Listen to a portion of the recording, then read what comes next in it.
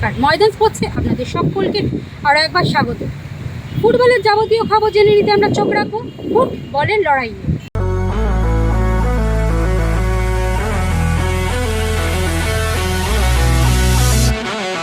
বৃহস্পতিবার রবীন্দ্র সদনে আনুষ্ঠানিকভাবে উদ্বোধন হতে চলেছে লাল হলুদের 100 বছর নিয়ে তথ্যচিত্র মশাল।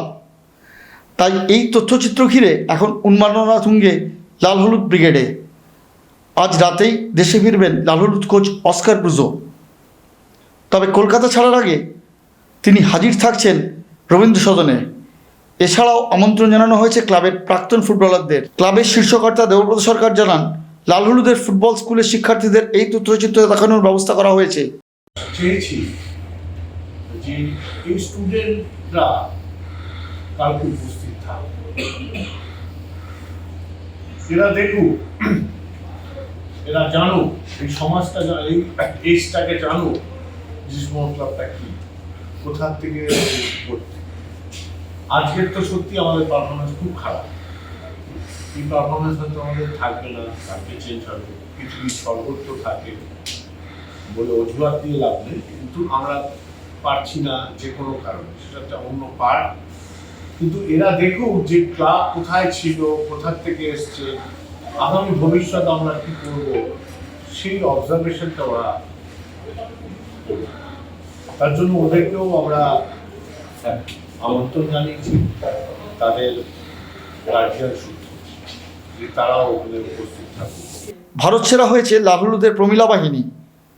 বৃহস্পতিবার রবীন্দ্র সদনের মঞ্চে রাজ্যের মুখ্যমন্ত্রী মমতা বন্দ্যোপাধ্যায় মিলিত হবেন লাল হলুদের প্রমিলা বাহিনীর সঙ্গে। তবে সদস্য সমর্থকরা যাতে এই তথ্যচিত্র দেখতে পারেন, তার জন্য 28 এপ্রিল থেকে 4 মে নন্দন 3-তে প্রদর্শিত হবে এই তথ্যচিত্র। তথ্যচিত্রে স্থান পেয়েছে চিরপ্রতিদ্বন্দ্বী মোহনবাগানের বিরুদ্ধে লড়াইও, জানালেন ক্লাব সচিব রূপক সাহা। মোহনবাগান না থাকলে ইস্টবেঙ্গলের ইতিহাসটি অতটা সুন্দর হতো না, অতটা ঐতিহ্যময় হতো না। এবং মানে মোহনবাগানের, মোহামেডানের এবং ময়দানের প্রত্যেক ক্লাবকে, এবং শুধু ফুটবল না, ক্রিকেট, হকি, অ্যাথলেটিক্স, খো, সবাই আসবেন কালকে। সবাই মিলে এই ময়দানের যে ইতিহাস, 100 বছরের ইতিহাস ইস্টবেঙ্গল ক্লাবের, সেটা চিত্রায়ন আমরা সবাই মিলে দেখব। কাশ্মীরে জঙ্গি হামলায় নিহত পরিবারের প্রতি নীরবতাও এদিন পালন করা হয়েছে। ময়দানের আনাচে কানাচে বাকি খবর জেনে নিতে আমরা চোখ রাখবো ময়দানি কিচিরমিচিরে।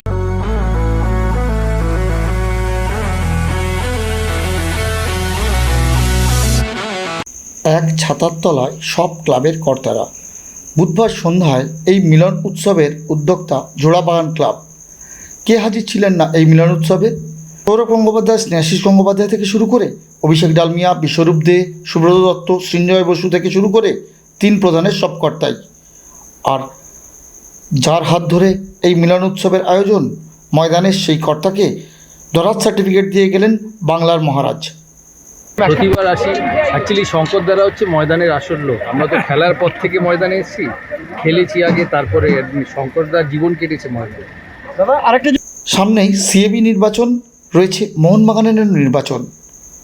এখান থেকেই কি এক প্রস্তুত প্রচার শুরু করছেন অভিষেক ডালমিয়া, সৃঞ্জয় বসুরা? না মিলন উৎসব শুধু সৌজন্য বিনিময়ের? কি বলছেন অভিষেক, সৃঞ্জয়, সুব্রত দত্তরা? এসছি সবাই মিলে আড্ডা মারতে, আনন্দ করতে। যে কথাটা বললাম, আড্ডা মারছি, আনন্দ করছি, উপভোগ করছি। ময়দানে একটা অক্সিজেন নেওয়ার জায়গা, এবং এখানে বহু পুরনো লোক আছে, সবাই আসে, দেখা হয়। এমনি মিলন উৎসব হওয়া ভালো, এবং ময়দানে সবার সাথে সবার যোগাযোগ স্থাপন করা। এই যে বছরে 1-2 দিন আছে, তো যেদিন ময়দানে এলে সবার সাথে সবার দেখা হয়। তো এটার মধ্যে নির্বাচন হোক বা না হোক, এই মিলন উৎসব প্রতি বছরই হয়। এখানে কোনো পক্ষ নেই, এখানেই একটাই পক্ষ, ক্রীড়া পক্ষ। আমরা সবাই ক্রীড়া প্রেমী, এখানে কোনো ভেদাভেদ নেই এবং এখানে কোনো ইলেকশন নেই। এখানে সবাই মিলে আমরা এই মিলন উৎসবে সামিল হয়েছি, আনন্দ করছি। কাশ্মীরে জঙ্গি হামলার কড়া নিন্দাও করলেন সৌরভ গঙ্গোপাধ্যায়। সন্ত্রাসকে কখনোই বরদাস্ত করা যাবে না, জানালেন সৌরভ। আমি টুইট করেছি যে কঠোর শাস্তি হওয়া উচিত যাদের করেছে। আর ভারত সরকারকে রিকোয়েস্ট করবো যেন এর পানিশমেন্ট খুব heavy punishment, terrorism cannot be tolerated. ময়দান জুড়ে বুধবার সন্ধ্যায় জোড়াবাগানের মিলন উৎসব আবার প্রকৃতভাবে সব ভেদাভেদ দূর করে দিল, যেন মিলাই সুর মিলে হামারা। ভিডিওটি ভালো লাগলে লাইক করুন, শেয়ার করুন, আপনাদের মতামত কমেন্ট করে জানান, চ্যানেলটিকে সাবস্ক্রাইব করুন এবং পাশে থাকা বেল আইকনটিকে প্রেস করে দিন। আজ এই পর্যন্তই, দেখা হবে আবার আগামীকাল।